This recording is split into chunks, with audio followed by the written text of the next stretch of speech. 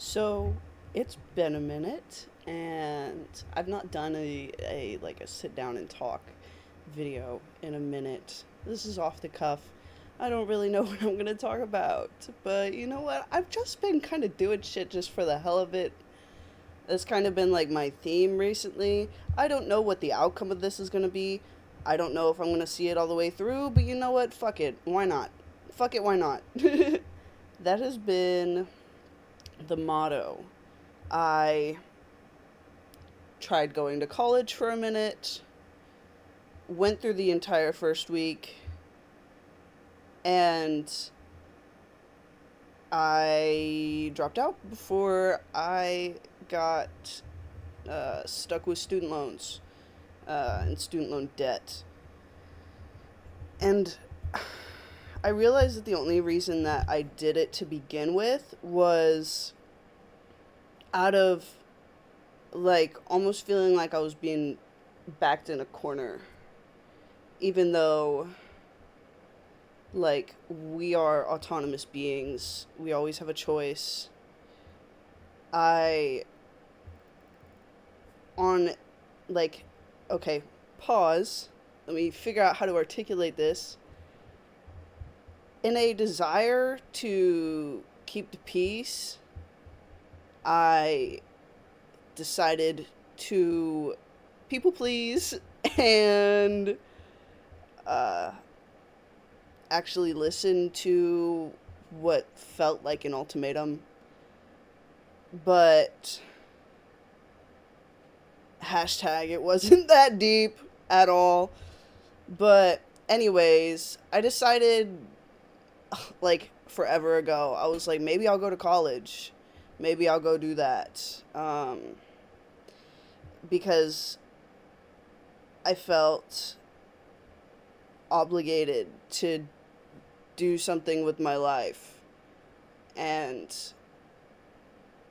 then, like, I get there and I look around and I'm like, I'm chasing dreams that aren't mine. I'm trying to live somebody else's life at this point. Um, I'm trying to follow in somebody else's footsteps who are not my own. That's not exactly following one's own path. That's kind of like following somebody else's path. So, yeah.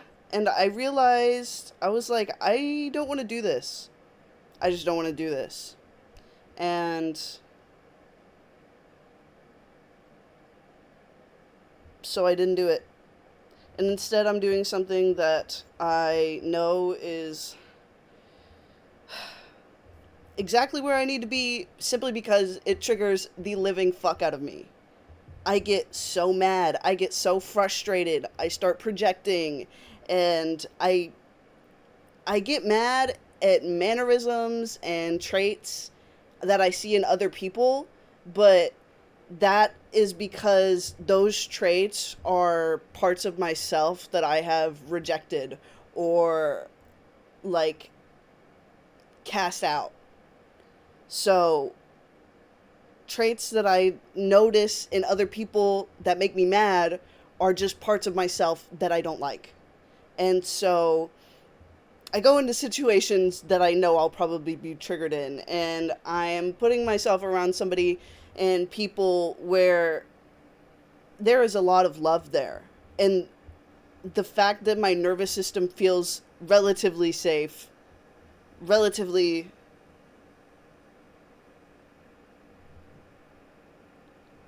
That wasn't a word that I was going for, but it came out, so be that as it may.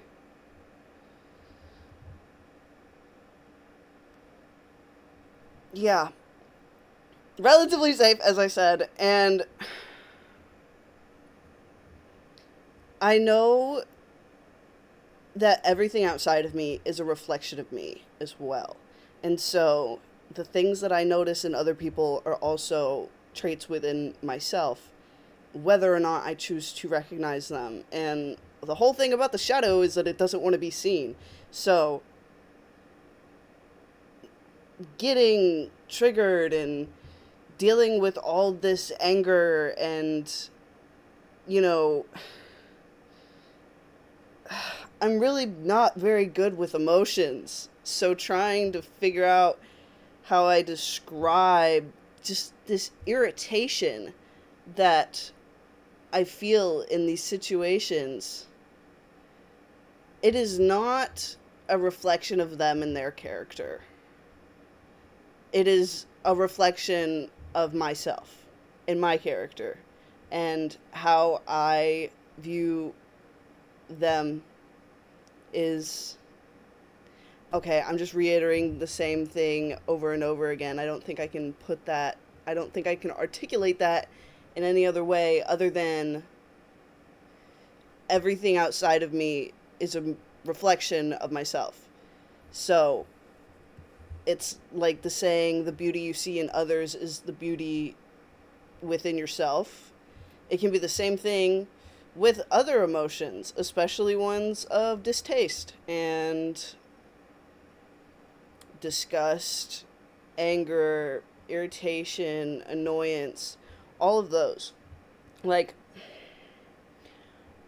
a particular one of mine recently, I don't want to have to go break out the journal for this, but I feel that I've already buried it and it's been a few days, so let me actively sit here and dig this back up in real time. Let me try to remember what pissed me off. Oh, here. I'll start. Obviously. Who else is gonna speak? I'll start. Well, I'll start with, I guess that's what I was trying to go for. I'll start with irritation. Like, I recognize that I was most irritated when I feel that someone is being like, and this happens so often, but I get irritated when other people are like mean, commanding, like domineering over animals, or like when I deem somebody unnecessarily rude, unnecessarily mean. And that's because there is a part of myself that greatly struggles with assertion and actually demanding what I want and setting firm boundaries and standing to them. And being younger, being a little kid, I was probably taught that I'm not allowed to assert demands or anything like that. And I still deeply struggle with boundaries.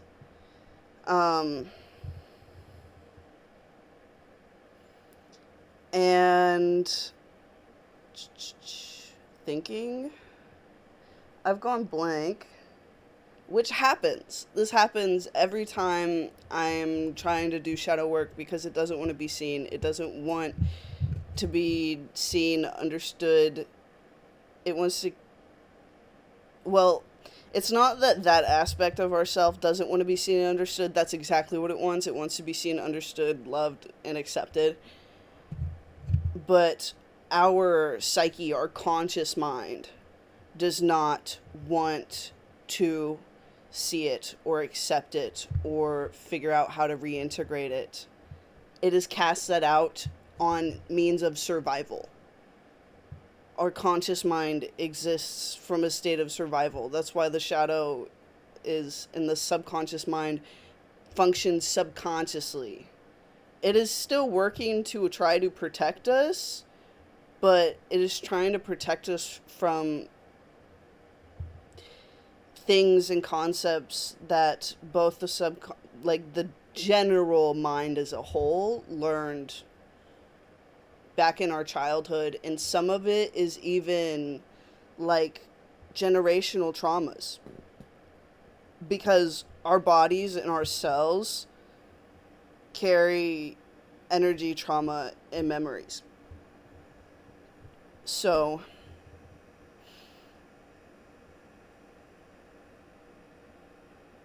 yeah. Shout out. Oh my gosh.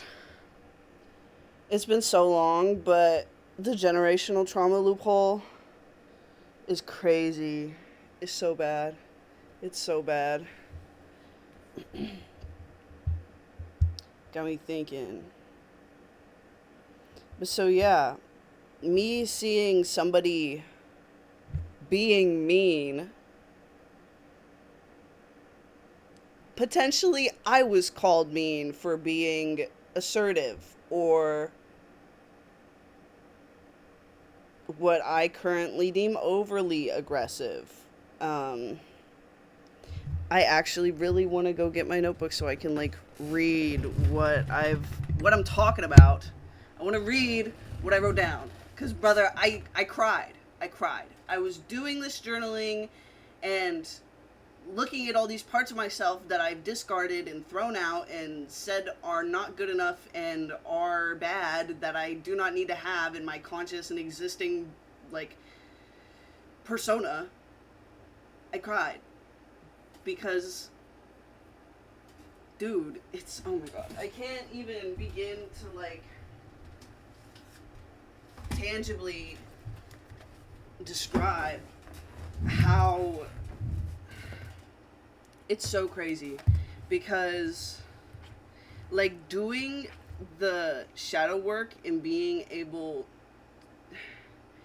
to look at some of the subconscious traits that we have excluded for various reasons, it is very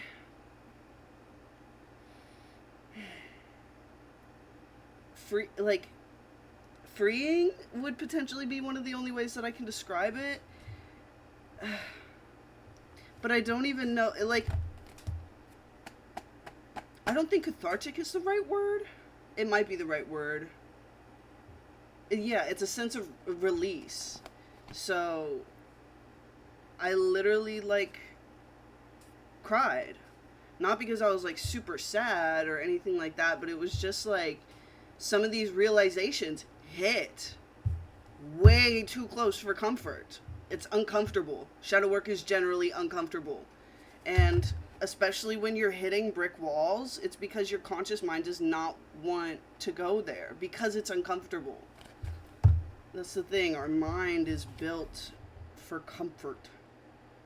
Let me look. Where is it? I got a lot of shit going on in here. Oh, by the way, new setup dropped. I don't even have the full background going on. I don't got no lights on. This was very impromptu. I'm not prepared at all. This is literally random as shit. But I said, you know what? Fuck it.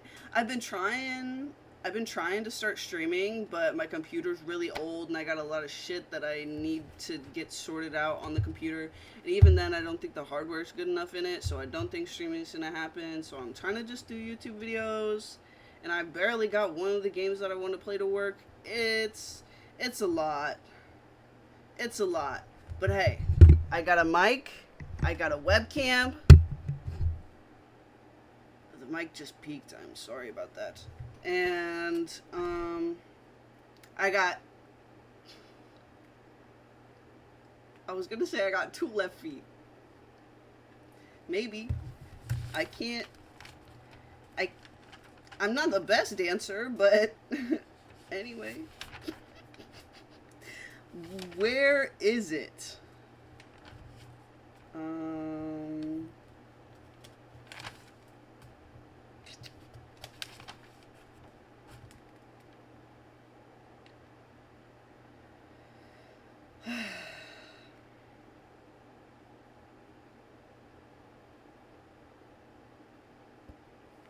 Oh my goodness. Struggling.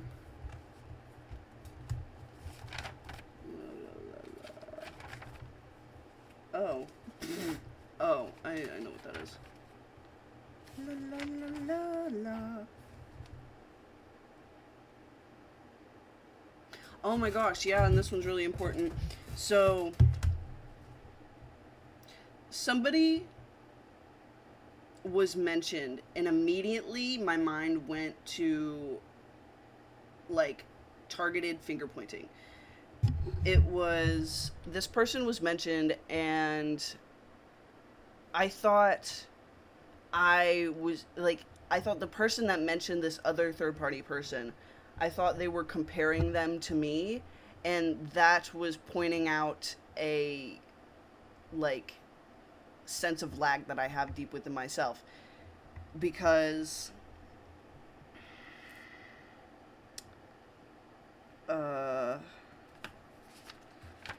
because with this person being mentioned, I was like, oh, so they're this, this, and this, and then immediately evil brain. That's what I like to call like the the negative uh, inner critic. I call it my evil brain. Immediately, evil brain was like everything that you're not, and so if you're thinking that somebody's comparing you to somebody else, the chances are that the other person is not comparing, but you are doing the comparing internally. You feel, and like this goes for me too, I felt that sense, like the sense of lack within myself, and I was allowing myself to compare myself to someone who I don't even know. This was the only time I've ever heard this person mentioned in my entire life. Of course, hearing about the few good things that they did, of course, hearing that, it's easy wanting to take somebody's accolades without knowing the struggles that they've been through, without knowing the trials and the tribulations that they've had to endure to get there. And a lot of times we can see people when they're at the top, and we can think that, man, their life looks so much easier or so much better or so amazing compared to my life. But we don't know half of the shit that they had to go through to get there. And that's why in the game of comparison, you always lose. Because you will never know what somebody's had to go through, even if they explained it to you. Even if they sat you down and told you the whole story, minute by minute, second by second, you will never fully, tangibly, or mentally comprehend everything that they've had to go through. It's not easy to walk into other people's shoes. And so with the comparison, I was immediately like, reflecting on it, I was like, oh, I I'm the one doing the comparison, not her. She didn't say anything about that. No, this one's on me. This one's fully on me. Let me see.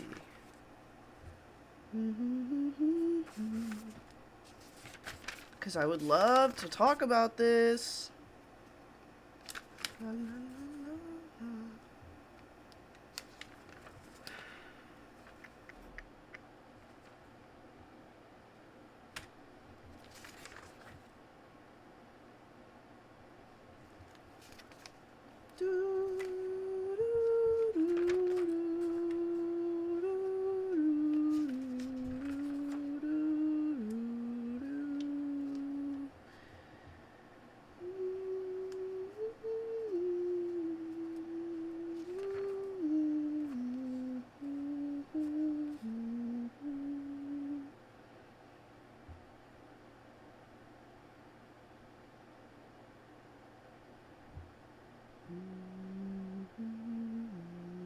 Here we go. Okay. Literally found exactly what the fuck I've been talking about. So now I can talk about this in more depth. So,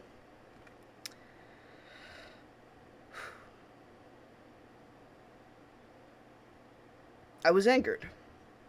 And So, reflection time. The most prominent one being I got mad slash upset slash triggered at how mean they were. They were commanding, domineering, and incredibly firm in their boundaries, being commanding over one space. And the commanding slash demanding mean part of myself has been annexed slash exiled to my shadow. I've even noticed I refused as to let people help me out, and even in small ways, like how instead of asking mom to turn the radio down, I went to put in my earplugs. Instead of asking the cashier guy if he had a penny, I just told him to break a 20.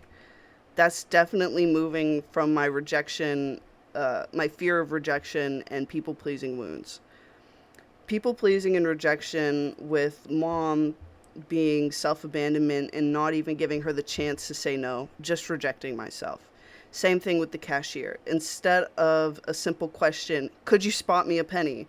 I was like, oh no, he probably doesn't have a penny. And besides,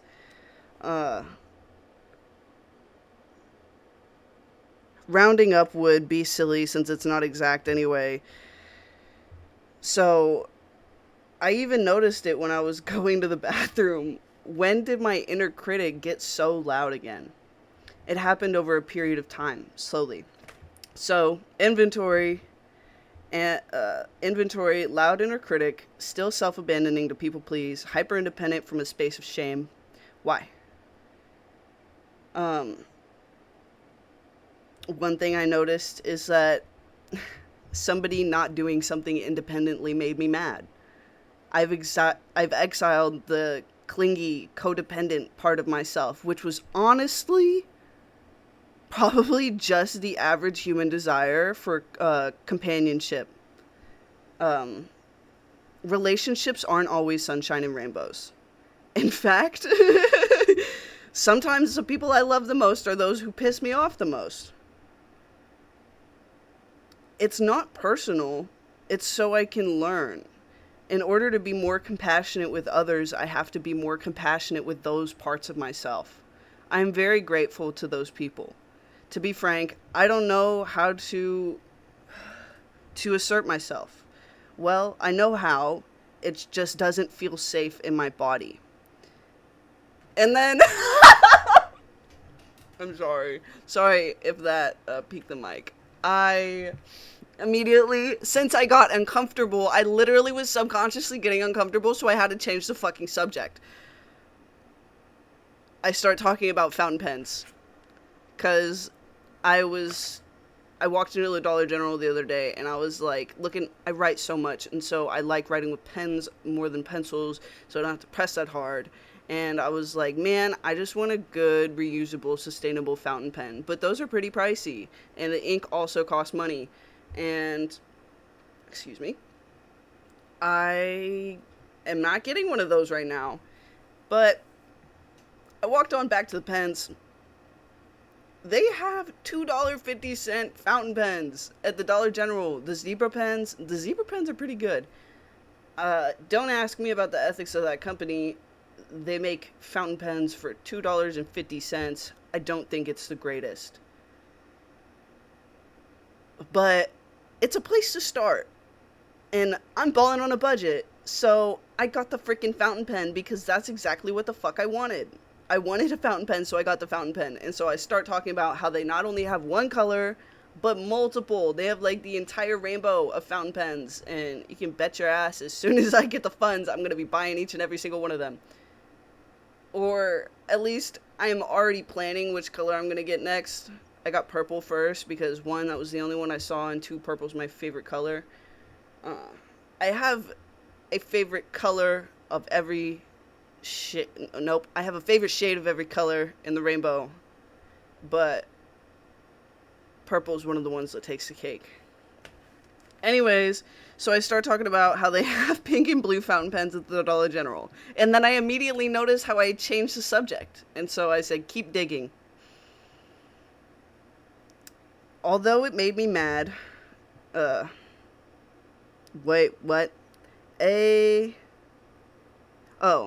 about made me mad, childhood wounds, comparison, uh, the person stating observations, specifically about other people. Um, One thing that I've noticed is that nosy people or busybodies or people in everybody else's business makes me mad. That pisses me off a little bit. And there's a part of myself that was always curious about what other people got going on, but I think I probably got told off so many times. I was like, okay, that part of myself is not okay. That part of myself is not socially acceptable. Therefore, I have to completely annex that trait to the dungeon. So now when other people are asking about other people's lives, when other people are being curious about what other people got going on, it kind of makes me mad. It kind of makes me upset. Not because they're doing anything fundamentally wrong. I mean, personally, I think it's a little bit of a waste of energy to be so concerned about things that you're 100% not involved in. But I understand because I've been there. So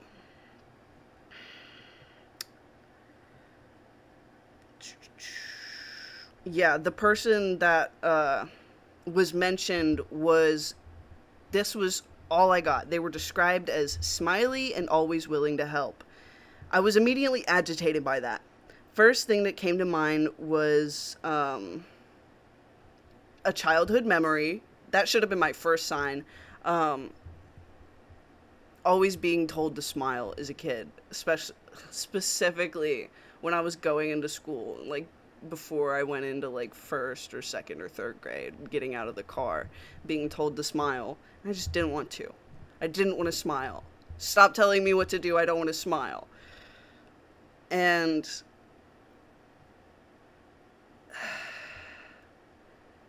then, you know, stating that this person, this third party person is missed, I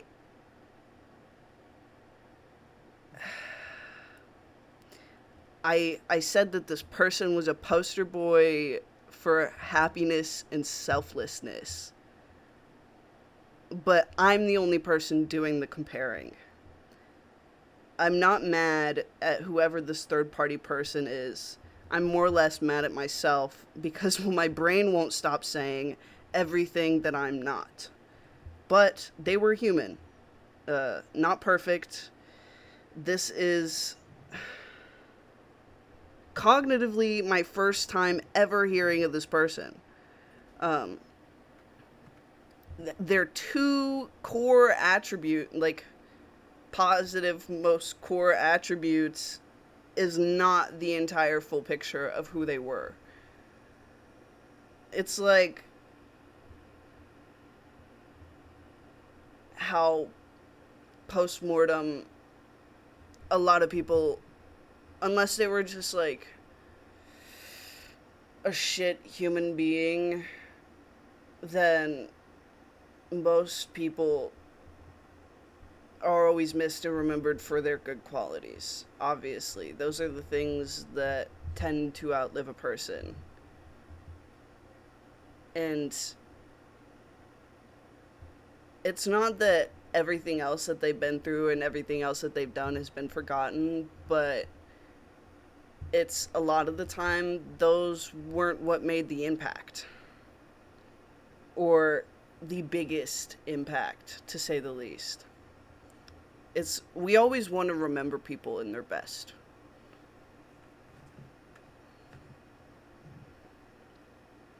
Because we can't go back and change anything once they're actually gone.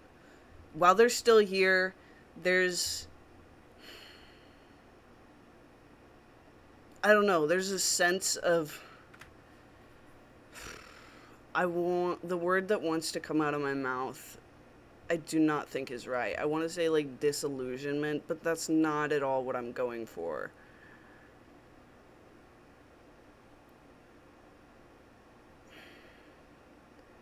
I don't know. We create so much distance. It's literally like not appreciating what you have until you lose it, unfortunately. And we're that way with people too. until we make the conscious effort to realize what we have, until it's gone. And so practicing gratitude every day is a game changer for one's mental state in like the best way possible. Continuing on. They were human, not perfect. This is cognitively my first time hearing of them. Besides, I am not that person. I don't want to be, and I never will be them or anybody else in this life. It's text message. Facts. I don't want to be anybody else besides myself. Being anybody else would be inauthentic to who I am. Why should I try to be anybody else or live anybody else's lives or do anything like anybody else when I'm just not them?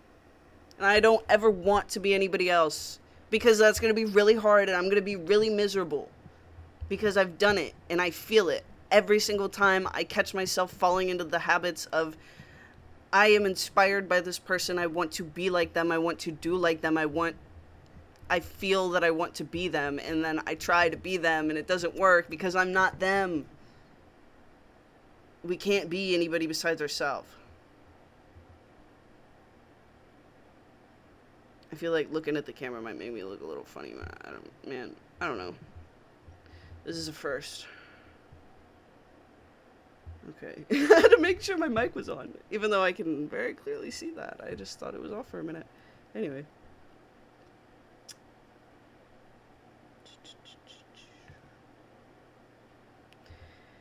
It's hitting me so hard because I'm ashamed that I'm not more for everybody.